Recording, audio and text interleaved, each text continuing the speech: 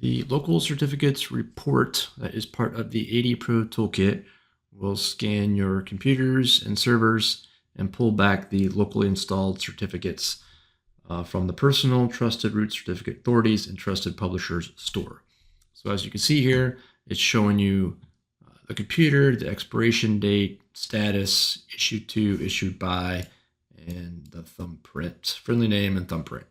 So all you do is you come under security tools, go to local certificates report, click run, or you can click browse or search if you want to narrow this report down to, you may have your servers into a specific OU, so you would just click browse and select, your OU that you want to run this report on.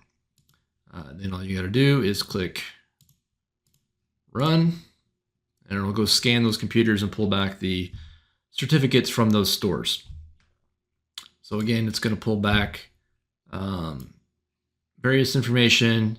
What's probably most useful is to get the status of the certificate and the expiration date. So if I scroll down, you can see it's pulling it from PC2, DC2. Here's another server is pulling it from. From here, you can export this report out to a CSV, Excel, or a PDF. You can also use the built-in scheduler to automate this report and have it run daily, weekly, or monthly.